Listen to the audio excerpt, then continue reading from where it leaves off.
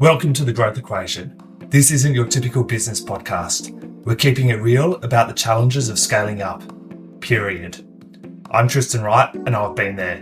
I've built and scaled my own business. I've sold it. I've learned a ton along the way.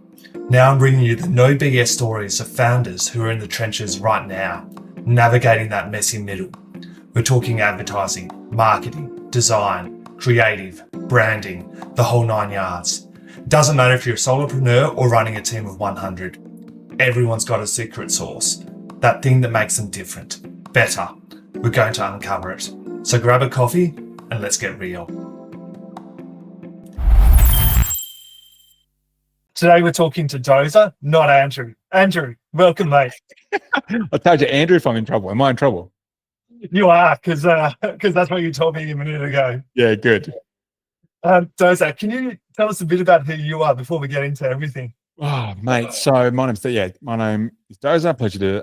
Pleasure to be here and talk to your audience. I am the founder and CEO of the Geronimo Academy. We're, Australia, New Zealand #1 coaching program for scaling studios in the health and fitness space. So yoga studios, gyms, Pilates, MMA, pole dancing now, like anything like that. Yeah, so anything in that studio space, it doesn't matter the exact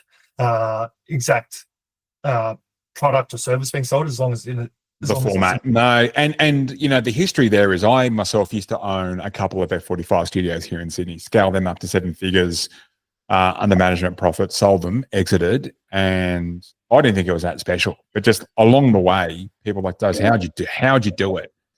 So that's when I started doing, the early version of Geronimo used to be the first version of Geronimo was a content agency. Yeah, wow.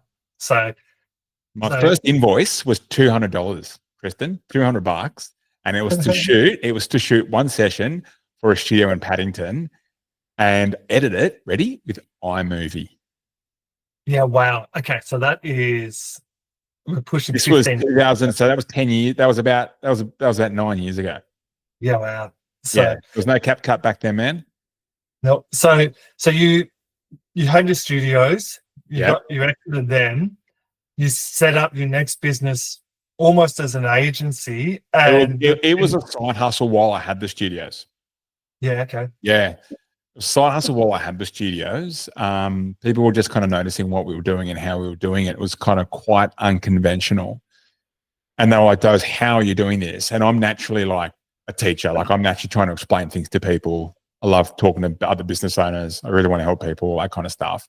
And then eventually the next question was like, okay, like as soon as I saw the kind of eyes roll back into their skull, they're like, can you just do it for me, brother? Can you just do it for me? And at that time, mate, 2000 and maybe 15, 16, 17, in its kind of early version of Geronimo, dude, you could launch, those times where you could launch an ad on Facebook. This is when it was called Facebook, not Meta, and I'm showing my age. And you still let it run and it would crank for 6 weeks. You wouldn't even need to touch it. Leads would run in the front door.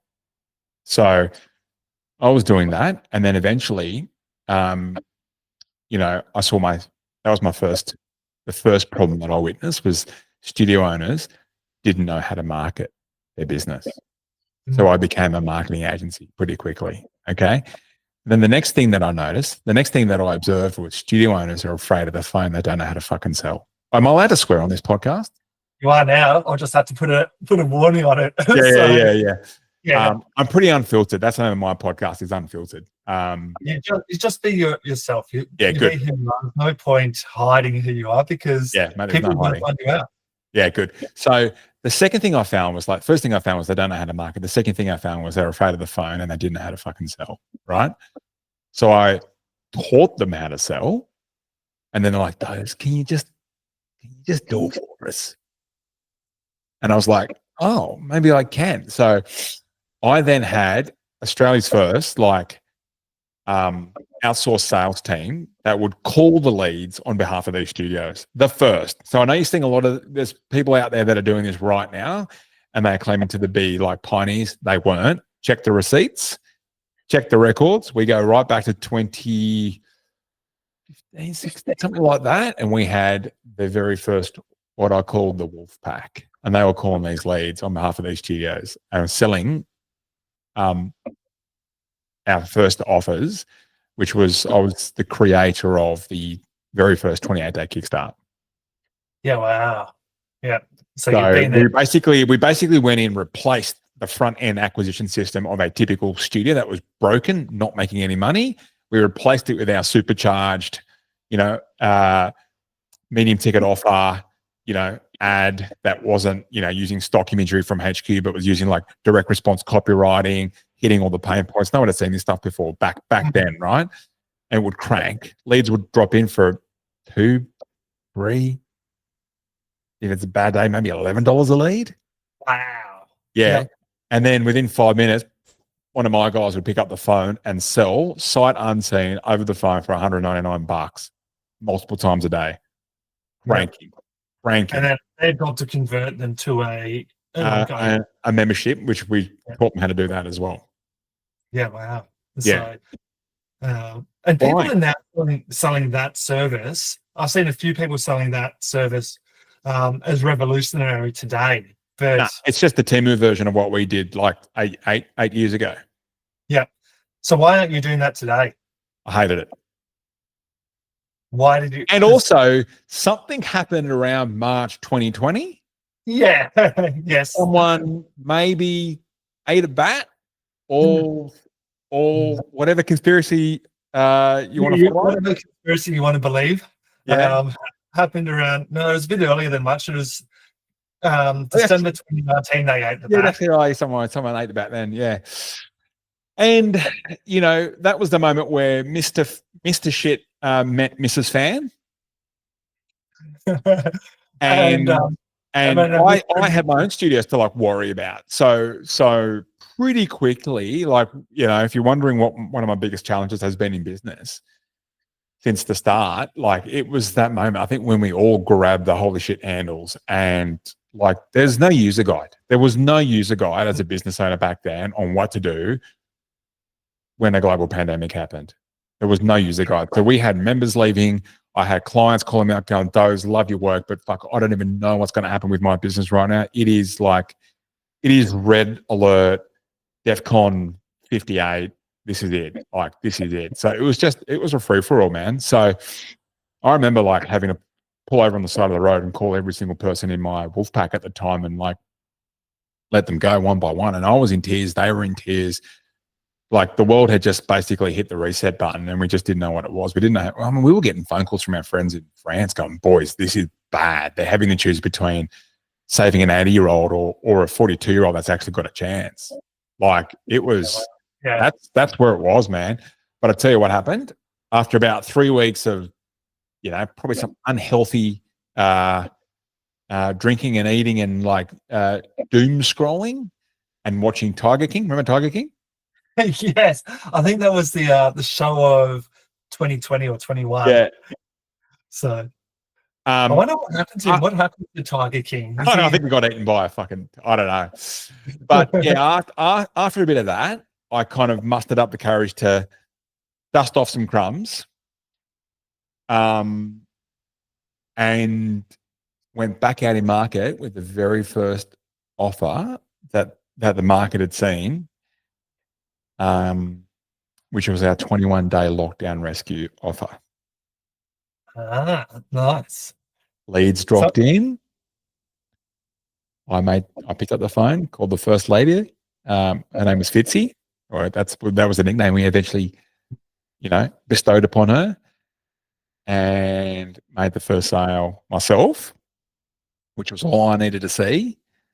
Then start ringing my wolf pack back and go, "What are you guys up to?" We're getting the band back together, and we went back out there, dude. And then it popped again. Like we hit record revenues, record profits at my studios as well as Geronimo through that period. So it's kind of like overcoming an absolute shitstorm. So what was that new like? What did that new offer entail? So it was almost the same thing, but a 21-day version, and it was like a virtual. Like nearly every studio had gone online, and so those 3 weeks was almost enough time for me to have adapted. We had Zoom workouts going. We had I felt comfortable that we knew what we were doing. We rented out all our equipment. We're making money off that. So it's okay. Actually, we pivoted quite well. And And I was like, I reckon there's other people out there that used to do boot camps, used to do, I don't know, maybe their gym's not providing the level that we are. So I kind of took it upon myself as a big kind of responsibility to the market that, you know what, this is a health and fitness problem. Like, this is a health pandemic. This is a pandemic that's affecting the health of every single person in Australia. We provide health and fitness as a service. It is, in fact, our responsibility to get the fuck back out there and try and save these people. So I've still got the copy. And I've still got the first image that cranked. We were getting like $2, $3, $4 leads in pandemic. And the image was using Tiger King. It was like a meme. I love it. Shout out to Tiger. Yeah, and the way that I wrote the copy was to get in the head, like get in the conversation that was happening in the head of that person that had been binge eating for the last 3 weeks, trying to snack themselves out of, misery about their, health and fitness or whatever it is. And bro, it worked. It worked so well that we were working with a studio down in your neck of the woods. And he called me one day singing my praises and was like, I can't thank you enough, mate. He got 3 studios at the time. And he was like, it's done this. We're back online. Blah, blah, blah, blah, blah, blah, blah. He goes, mate, if there's anything I can do for you. I was like, mate, I tell you what would be kind of cool is if you could just, like, whatever you just said there, could you just drop that in the Facebook group for me? And at the time there was a Facebook group for owners like me in the network that we were in. I was like, if that's cool with you. I was like, yeah, absolutely. I'll, at some point today he'll get to it. Anyway, I thought nothing of it. Went about my day, got out of the shower. I got out of the shower and someone called me and said, you better check that Facebook group. And I checked and there was 187 people knocking at my front door. Wow. And then that's where you created your offer and your new business. And I just went, holy fuck. Like, I need more VAs. Mm-hmm. And then that was the second iteration of Geronimo. And then we've evolved a couple of times since to basically move with the shift in market. I think if there's a lesson in there, it's kind of like there's easy money, to be honest. And I hope I don't kind of come off the wrong way here. I actually think it's easy to hit the first million. You pick one market, one offer, you just do it well, and then you rinse, repeat, you keep perfecting your order. It's basically product market fit is in that first mil. Mm. And obviously you got to, there needs to be a starving crowd somewhere. That's it. That's the thing. You need to know who your starving crowd is because so many people will not target a starving crowd. They'll target their marketing to what feels good for them. What feels good for them. Or they'll follow the money. So if you follow the money, which is kind of what we did unknowingly, because we hadn't seen a different model. We're going back 20, obviously we're talking about what happened through 20 and 21 and a bit of 22. It was done for you. Like, that's what people wanted. But I felt like it attracted a lot of the desperados, the life support people that were kind of abdicating the growth of their business to someone else. It's really interesting. So many people think they're delegating, but in fact, they're abdicating. Dude, there is a difference to it. And for me, the difference is the confidence. When you abdicate, you are outsourcing the confidence of this thing to someone else. When you're delegating, you know exactly how to do it, but you're buying back your time. Exactly. Right. And then if that person dropped below KPIs, you know exactly how to do it. So you can coach them back up to hitting KPIs. So you can become a transformational leader, not a transactional or a micromanager. So that for me is the difference. So like our recent iteration of what we do is now we are an academy, right? So the Geronimo Academy, we kind of have a blend of the different modalities of learning and service to get the client the best outcome, to get them to scale to $1 million as a studio that is under management. You can get to $1 million without under management, but seven figures under management with a nice net profit for you as well. With a printing cash, 30% is about the margin, 30 to 40% is about the margin that we're happy with, that we want these guys in. That's like they're in the 0 point something percent. right? So Yeah. this is down to a form. This is down to a formula now. Yeah, this is down to a formula now, and our December figures, 91% of our academy is at record revenue. Yeah, wow.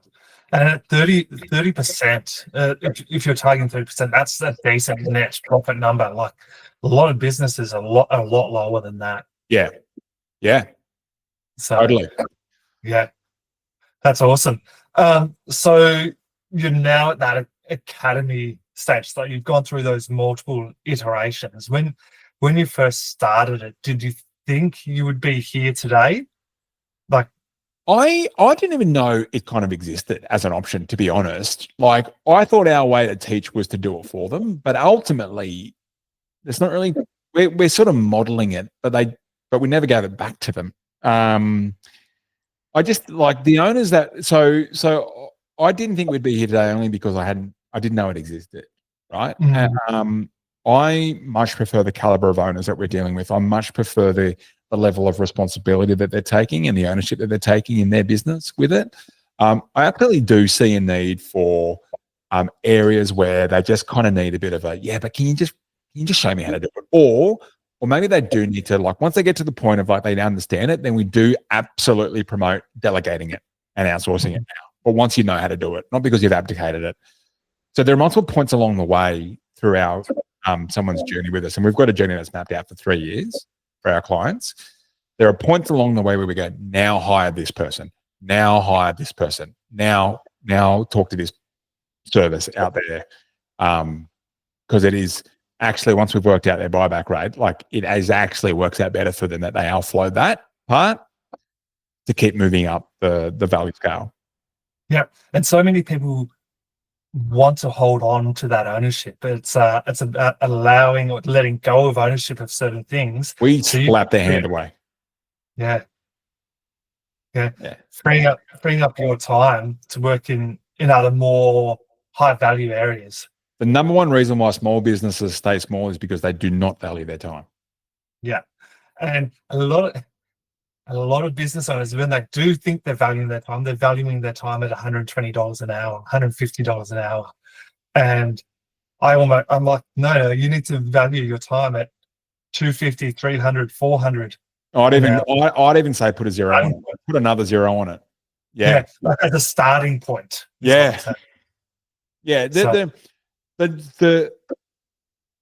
If your audience is interested, I like the number one tool that I teach and install in the other CEOs' businesses and in their workflow is what I call Separation Sunday. And Separation Sunday is it's the most powerful 20 minutes of my week where on a Sunday I map out and design my ideal week from in terms of outcomes across 4 different pillars. So there's work, there's wealth, there's personal, and there's relationships. And then based on that turns into a time blocking in their calendar. And ultimately the people that do Separation Sunday in our academy, they're the ones that make the most money. So as a gift to your audience, it's normally like a paid resource, but I'm happy to give that away for free for anyone in your audience that wants it. Yeah, that's awesome. Like I'm interested in it myself. Yeah. So if anyone wants it, the easiest thing for me to do is to come over to my Instagram at hey.doza, HEY.DOZA, hit follow and then message me Sunday. And my team will know what that means. And they'll send you the video training and also the playbook and the template on how to do it. And you'll see every single Sunday, if you watch my Instagram every single Sunday, I do it. And then you'll see the reshares of everyone else. We call it Separation Sunday Club now. From about 5 o'clock onwards, people just consistently share their Separation Sunday. Yeah, I love it. Like I'm gonna do it, and like I do something similar, but I want to see how you do it. By the time it takes, my promise is, if you do it properly, by the time it takes for you to order and drink a coffee, you've planned your ideal week, right? that is actually just 1 out of 52 weeks of your ideal life and business. This is my promise for you. If you do this properly, you are designing a life and business that you will never need to take a holiday from. So I've just checked on Instagram while we're talking. You're following me already. I've got to follow you back. So Yeah, mate, you do. yeah, I've got to send you that message now so I can go and get it. But Yeah, good. Yeah, it's if you're not planning your life, if you're not planning your week, your day, your month, your year, you're just settling for mediocrity. Dude, so many people just lob up to Monday mornings like it's a fucking accident. And what am I going to do this week? They don't know what their sales targets are. They don't know what the outcomes are that they need to generate in order to move the dial in their business. They don't know. And like the burnout part comes from, having the harmony completely out, or what we say is like vision without traction is hallucination, but traction without vision is burnout. So the purpose is what's missing, right? So if there's no high level thing that we're working towards, it's like turning up to someone if we keep walking past someone that is putting bricks on top of each other on the side of the road and go, "What are you building, man?" And they go, "I don't really know. I'm just building." We'd probably put them in the mental institution. Yeah. But how many business owners are doing that exact same thing? They're just rocking up, serving their clients each and every day, every week, but they're not connected to their vision or their direction. Correct. So in the Celebration Sunday, like there's a poster on this wall, like there's so much attached to this, and it's the most agile, usable thing. Like I'm not really one for a 3-hour morning routine to just get things started, but for 20 minutes, Kristen, like for 20 minutes, we've never seen something that generates a higher yield on like real cash for our business owners than Separation Sunday. I love it. I'm going to steal it, but I'm going to reference you when I talk to my clients. So yeah, good. Because like at the end of the day, we've got to help each other out, don't we? Oh, mate. Yeah, seriously. Yeah. So don't worry, I'm not going to steal your IP. I'm not going to. You do. We were talking before the show, and you came up with a brainwave, and you said, "Are you recording?" And we weren't recording it. Do you remember what that brainwave was? Zwift. So we were talking about how I just started doing Zwift, right? So doing cycling, and I just completed my first ride a couple of days ago, and I'm already hooked. Why? So I think what Zwift does, and it's what we did back at the studio, and it's what we do in the first 30 days of our program, that I would encourage anyone listening to this to lean into, is how are you gamifying your customer journey so that your service becomes addictive. I love it. Yeah. I'll give you some examples. Like when we launched our first, like we took what was a commonplace in the industry as doing like free trials, which is a pretty like second or third class citizen experience in a lot of the places, right? We flipped it right way around and we're like, what if, which are my two favorite words, what if we delivered a world-class experience that was actually addictive? And that is what generated that generated the conversions, not because we're doing drop sells or discounts or giving away a free t-shirt or shit like that, right? So at the time. So you were bringing clients in on, let's say, a free trial, but then that was the standard. That was the standard back then, right? Everyone was doing free trials, right? In my world, everyone was doing free trials. The issue is most gyms were broke. So there was something broken in that, right? And most gyms were quite happy with a 20 to 30% conversion rate off the back of a trial to a full membership. Now, I came in from I'm not from this industry. I was from like an ex-corporate background.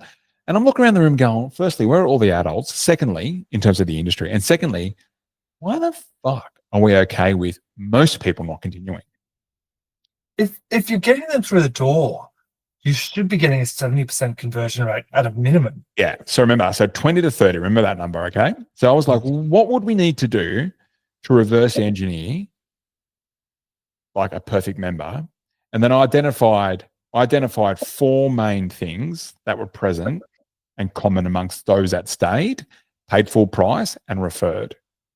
And I basically reverse engineered that into missions that they needed to complete in the 30 days, and generated and then made basically like a mission card. And it's old school. Like it's an A5 thing that I did on Canva, printed at 250 GSM. And that, yes, like it's not an app.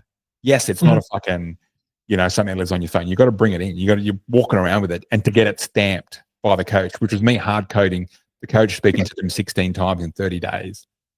Right. Well, we took an industry average of a 20 to 30%, and it is now a benchmark, and it has been for 7-8 years.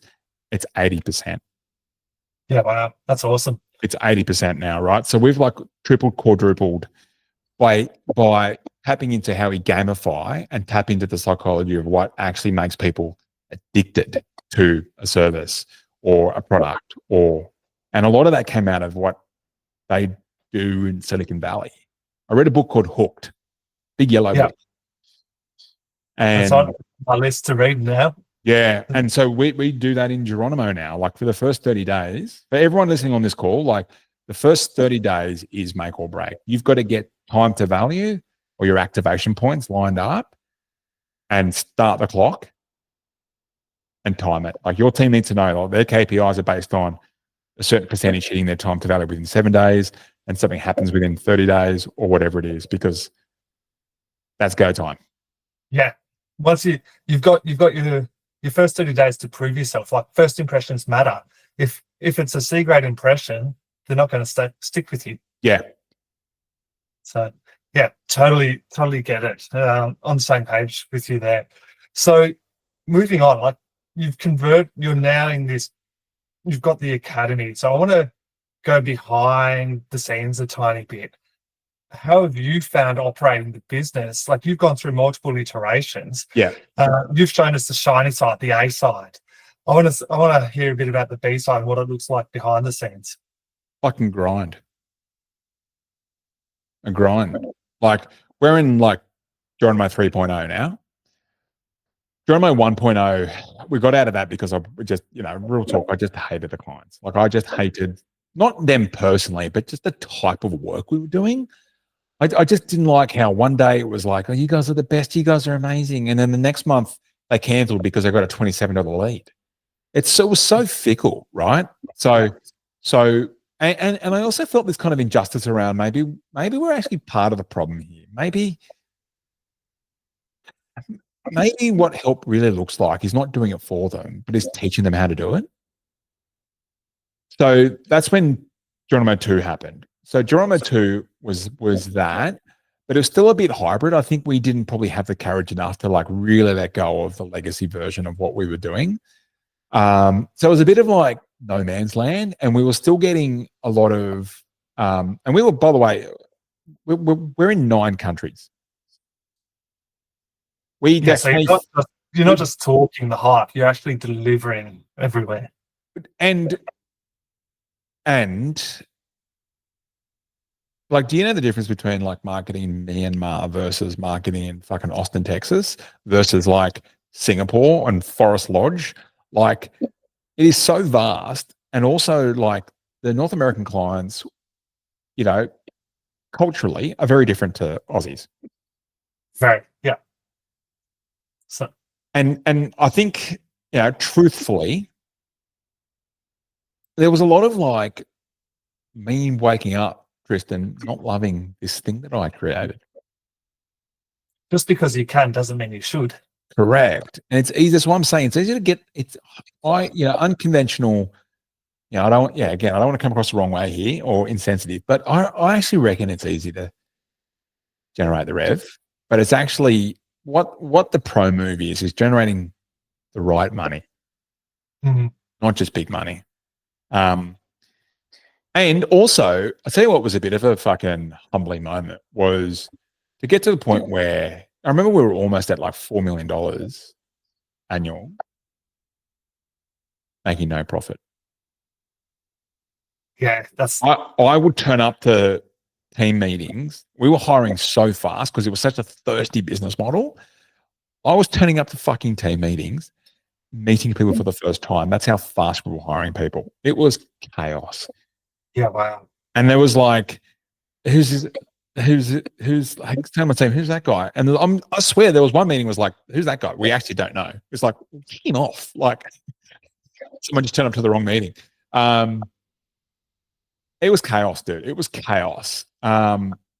And I reckon there's not a lot of people that will actually admit to that. So we're a more streamlined model now, making more profit with less people that are A players that are generating a higher revenue per employee.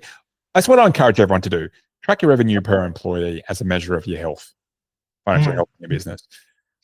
But yeah, so this third version now of Geronimo is the most authentic us now, Tristan, and it is made the mindfuck is. It is generating the best clients with the best results. And I love. Now, when I say love, like I don't want to take a holiday. Like I love my business. Like you're enjoying what you're doing. It's. I would do it. I've been on record for saying this. I would do it for free. If I didn't have 13 mouths to feed, I would do what and my own stuff was taken care of. I would do it for free. That's how much I love it. Because you love it. You're waking up, you're motivated, you're having an impact on people. I just love it. I love that moment where an owner realizes they've actually got this power in them. They just it'd never been unearthed in them before. It's like that moment Spider-Man realized that he had fucking those ones. Yeah. Yeah. Yeah. If you focus on getting results for your team and for your clients, the cash will follow. So many people focus on the money first because they have to, the hand to mouth. But once you pass that hand to mouth part, you need to focus on, if you're focusing on results, the cash will follow. Yeah. Yeah. So it's, and so many people don't have that realization because they're operating from a place of scarcity. Totally. So, where are you headed next? Is it going to be a 4.0? I think that this is the model that we've been most ready to scale, like really scale. Like we want to go deep. We want to go deep before we go wide. There are so many parts of this industry that we're in. Like we want to change the entire industry. We want to completely change the industry. And there's a lot of injustice that we see. A lot of, that we're excited to sort of bring in some services and to bring in some things that, can effectively, eventually make an impact to millions and millions of people around the world through the studios that we help. Yeah, I can only imagine the injustices that you're talking about. Like the way staff are treated, there's so many different things going on. So like I want, we want to improve the literacy of, the financial literacy of a lot of these studios. A lot of these guys love them to bits, but they're accidental CEOs. Really, they're good at what they do. They're not necessarily a business owner. Yeah, they even struggle calling themselves a CEO. Like literally, I can see it in them. They're like, to get it out. Like they, what they say, and I want to give them somewhere between a big hug and I can kick up the bum. But when they, I'm just a gym owner. Yeah, a bit more than that. So, I had a question. Okay. So, as a leader, as a founder, it's often lonely at the top. What do you see? I want to hear about what you're seeing with your founders, but then also what it's like for you too. Lonely.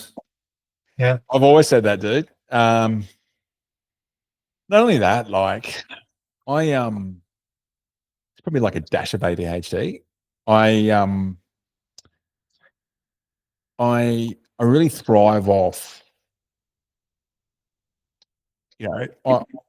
I'm drowning in opinions, but I'm starved of a point of view as well, which as a CEO founder is what I seek the most. Actually, is a point of view, is some intellectual conversations around constraints and ways out and strategy. I always spent the first 15 minutes talking about cold outbound before you even hit the record button. Like, and I love how, like, when owners get to talk, like owners talk to owners, right? I love when owners get to talk. We can just go straight there. We don't need to do the small talk.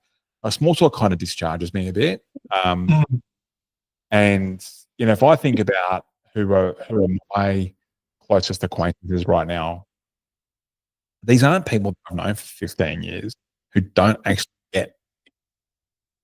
No, They they're don't. people that are your level and above, kind Yeah, of thing. yeah, and like there's an unspoken kinship because we do get the fact that it is quite lonely. It's also a lot of the times it's a thankless job, right?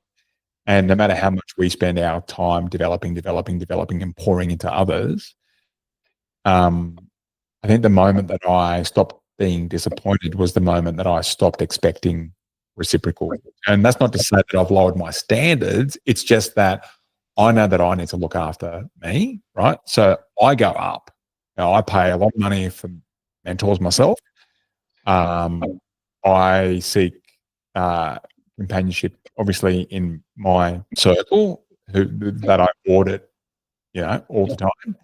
And yeah, I love meeting people that are on their journey as well. I really do. Like, and it's so good that social, you know, and email brought us together, and I'm sure we'll, you know, it's all it takes. Yeah, I like the where you're talking about the reciprocal part, because as a business owner, so many business owners expect their staff to be able to think and do it the same level as them Mate, you're speaking for to a guy who's every almost, area. yeah. That's the first fucking 5 years of this business was like me constantly disappointed that. Yeah, you can't. And a lot of the time, I'm talking to my clients, and they're saying they're disappointed with their staff, and I'm like, you can't expect your team to be thinking at the same level as you across every area that you're thinking about. Yes, maybe for one or two components of the business, they can be at the same level as you, but you can't expect them all to be at that same level as you. So you need to compartmentalize that. Yeah, and the other thing too is like when you go so hard, and when I say this, I don't mean like the hustle culture, but I genuinely mean like when you go at a certain pace and intensity that you don't even know what day it is, Mm. and then you start making phone calls, not even stopping to think about what day it is, and you're calling your team on Sundays. Yeah, that's an issue. That's an issue. That's an issue. That's an Yeah, issue. you I've can't be made doing that that. mistake a few times.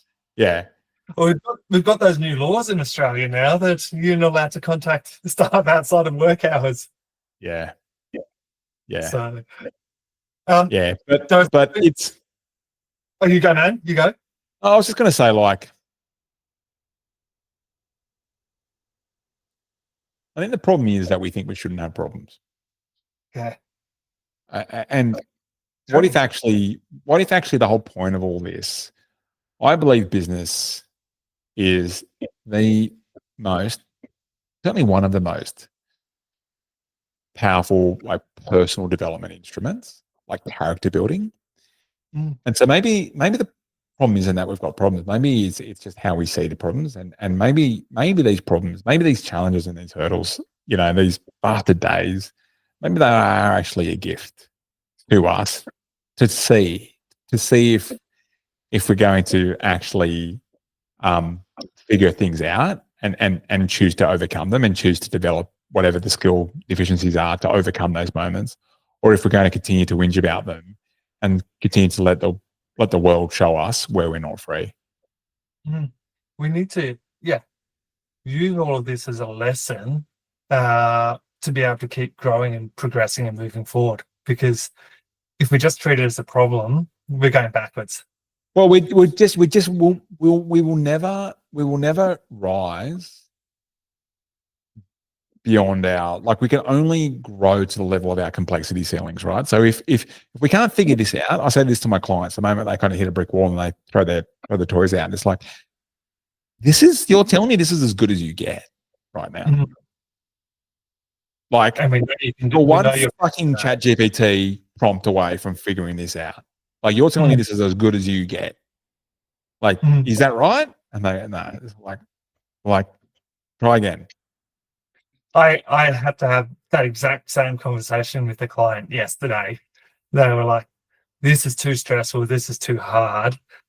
Do I just go back into my shell? Yeah. Type thing. Yeah. So I'm paraphrasing, obviously. No, of but, course. Yeah. But we're so much more capable than what we give ourselves credit for. We just, at times, we have blinkers on, and we're just focusing on the now, and allowing ourselves to be concerned about all the stresses that are happening now, rather than thinking about the bigger picture. I think it's what happens when people start thinking about themselves rather than thinking about why they're like the impact that they're trying to make. Like, at the moment, people start kind of like, I'm overwhelmed. It's like, you might be, but it's not about you. There's a lot more about it than just yourself. Yeah, I've got a million lives out there to like worry about, not my mood today. Yeah, and you're okay. It's okay to have be in a bad mood for the day, but don't let it impact your week, your month, your year. Dude, just take a step back. I'm 102 kilos, 6'3", and there's probably not a quarter that goes by when I don't cry at work. Like, really, I've got a shirt that says "Real Men Ugly Cry." Like, I am full out. I am emotional, so I'm not like A type. Don't have your emotions. Fuck your mood. Like I do want my team to bring their whole self to work. Yeah, and it gets emotional sometimes. Yeah, and if it doesn't, there's something wrong. Yeah, I'm a psychopath. I hope not. So, mate, we've already been talking for the best part of an hour, so I'm gonna wrap it up, because we know people's attention spans don't last that long. So yeah, I'm really appreciative of your time today, mate. We've already spoken about how to reach you, but I'll give you one more chance. How does everyone want to reach you how does everyone reach you if they want to connect with you? Instagram is the easiest way. Hey.doza. I'm sure the link will be in the show notes somewhere, but yeah, hey.doza. You'll find me there swearing about something. I promise I don't bite. But yeah, and if you want that Separation Sunday thing, which is honestly, it's such a game changer. Just follow me and then message me Sunday, so you don't go to message request. Awesome. What's one to wrap us up? What's one piece of advice you can give everyone? Don't make the mistake of not valuing your time. Awesome, mate. Thank you, and have a great day. See you, buddy. That's a wrap. Thanks for tuning into The Growth Equation. If you've enjoyed the show, hit that subscribe button and leave a review. It helps us big time. Catch you next time. And if you want more, head over to evolvetogrow.com.au for show notes and exclusive content.